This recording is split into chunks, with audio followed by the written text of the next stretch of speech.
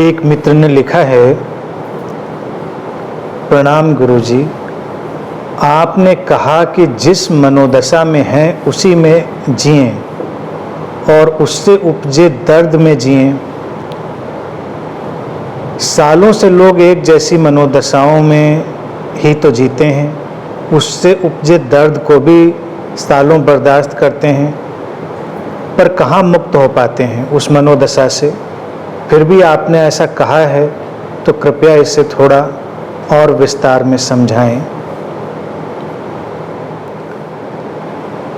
मैंने क्या कहा था और तुमने क्या लिखा है, इन दोनों के बीच निश्चित ही कोई गैप है, क्योंकि बात इतनी ही नहीं होगी, इसमें एक शब्द और होगा, सचेतन होकर, विद अवेयरनेस।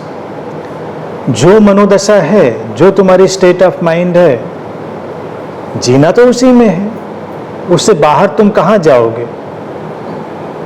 और उस मनोदशा से जो भी तुम्हें सुख या दुख महसूस होता है, उसमें भी तुम उस क्षण में जियोगे, उस क्षण उससे बाहर जाने का भी उपाय नहीं। तो जैसा प्रश्न में पूछा है कि ऐसा तो हर कोई करता है, लेकिन उसके अंदर कोई ट्रांसफॉर्मेशन नहीं आता, कोई मुक्ति नहीं आती, इसलिए क्योंकि उसमें बात तो उतनी ही होगी, लेकिन उसमें एक आध चीज़ तो और भी डालेंगे ना, तब वो ट्रांसफॉर्मेटिव बनेगी। जीवन तो उतना ही होता है, जैसा है वैसा ही होता है, बस कुछ थोड़ा सा उसमें ऐड करने से सारी क्वालिटी बदल जाती है, गुणवत्ता बदल जाती है। अब अगर तुम्हारी कैसी भी स्टेट ऑफ माइंड है, कोई भी मनोदशा है, और तुम उसमें अवेयरनेस को ऐड करते हो, सजगता को, यानी कि तुम उसके प्रति जितना भी सजग हो सकते हो होते हो, उस मनोदशा से जो भी सुख दुख पैदा हुआ हो उसके प्रति तुम जितना भी सजग हो सकते हो होते हो, तो रूपांतरण का रास्ता खुल सकता है। अब सजग होना एक और गुत्थी रहेगी, क्योंकि तुम्हें लगेगा कि हाँ मैं तो सजग हो गया। सजगता के कुछ गुणधर्म होंगे। सजगता तो एक बड़ी इनर स्टेट है, बहुत ही शांत ऐसी अवस्था है जिसको तुम बस महसूस कर सकते हो। जैसे मनोदशा है तो मनोदशा में व्यक्ति बिल्कुल विचलित है, स्टर्ड है, और जब सजगता है तो उसके अंदर एक ठहराव है, जैसे उसके अंदर से कुछ देखने वाला है, कुछ है जो ठहरा हुआ है, जो महसूस करता है। एक तो ये बात।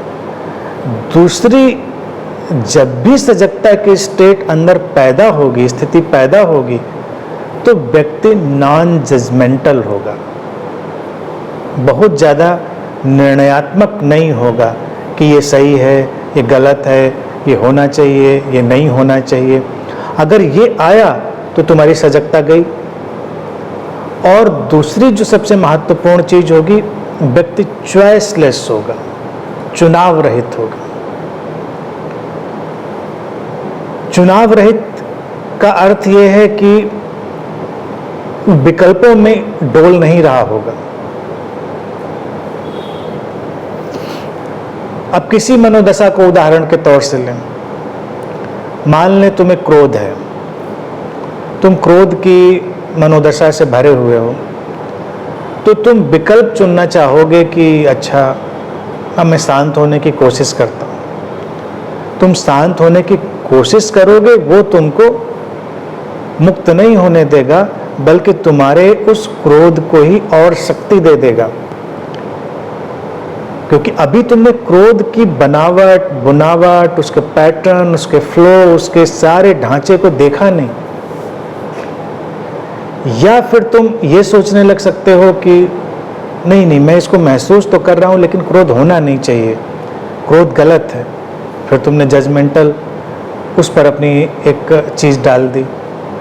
इसका नतीजा क्या होगा? इसका नतीजा ये होगा कि जो घटना है और उसके अंदर जो रूपांतरण की एल्केमी, कीमिया या विज्ञान छुपा हुआ है, तुम उससे दूर हो जाओगे।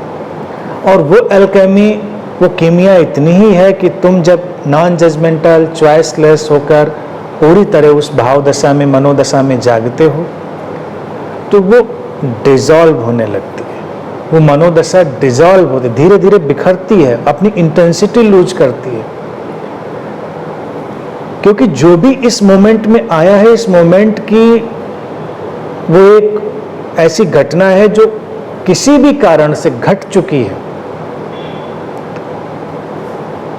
तो तुम्हारे उसमें बहुत दखलंदाजी करने से उसमें कोई बहुत बदलाव नहीं आने वाला है, लेकिन तुम्हारे एटीट्यूड से उससे दूरी बन जाएगी। जैसे आसमान में बादल घिर गए हैं, तो बादलों का घिरना तमाम फैक्टर्स पे खड़ा है, तुमने उसको देखा। अब तुम अगर उसमें भी जजमेंटल हो कि बादल घिरने चाहिए कि नहीं घिरने चाहिए, अच्छा है बुरा है, फिर तुम और विकल्प तलाशो कि इनको हम कैसे ख़त्म करें या इनको कैसे हटाएं या इनसे कैसे बचें। तो जो सारा का सारा स्ट्रक्चर है तुम उससे भाग रहे हो और वो तुम्हारे लिए काम नहीं करेगा। बादल तो फिर भी बाहर की चीज़ है, वो तो आएंगे, अपना काम करेंगे, चले जाएंगे, बरसेंगे या नहीं बरसेंगे, वो अपने ढंग से विदा हो जाएंगे। लेकिन जो मनोदशाएं हैं वो आंतरिक है, वो इनर क्लाउड की तरह से हैं, वो आंतरिक बादल की तरह हैं। वो जब आएंगी तो तुम्हारा इन्वॉल्वमेंट, उनसे तुम्हारा किस तरह का इन्वॉल्वमेंट हुआ है वो बहुत अंतर डालेगा। और इन्वॉल्वमेंट हम पैदा कर लेते हैं उनके साथ किसी भी तरह का संघर्ष करने से। तो इसीलिए जब मैंने ये कहा होगा कि जैसी भी मनोदशा है उसमें जिएं, जो कुछ भी उससे उपज रहा है सुख दुख उसमें जिएं, तो निश्चित ही सचेतन होकर जिएं और वहीं से तुम्हारे लिए रास्ता खुलेगा। जीते जीते ही तुम उसमें देखोगे कि कुछ बदलाव की प्रक्रिया शुरू हो रही है।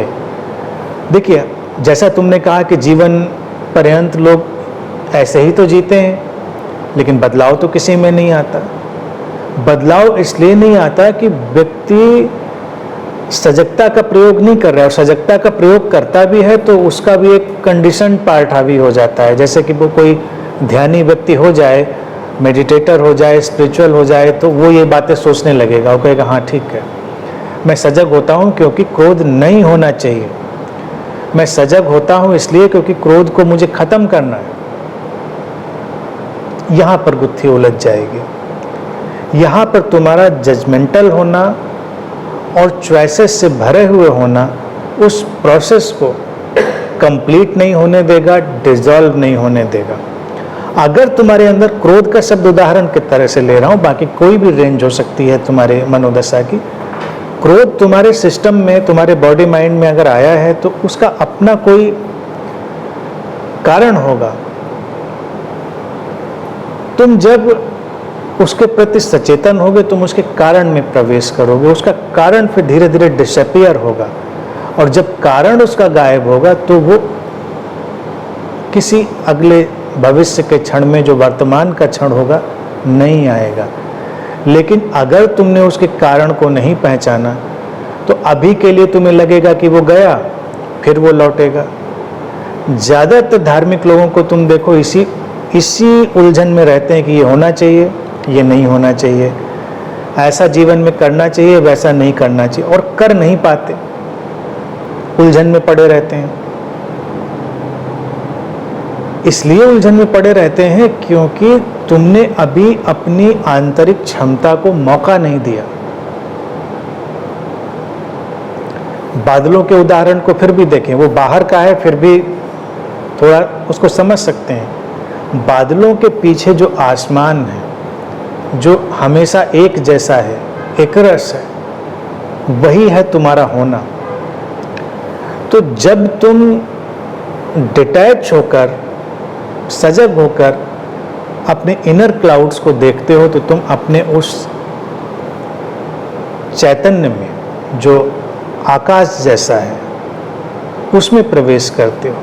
फिर बादलों से कोई उलझन नहीं रह जाती, उनसे कोई परेशानी नहीं रह जाती। वो आते हैं, चले जाते हैं, वो अपने ही कारणों से प्रकट होते हैं, अपने ही कारणों से विदा हो जाते हैं। तुम्हारा कोई संघर्ष नहीं है उनसे।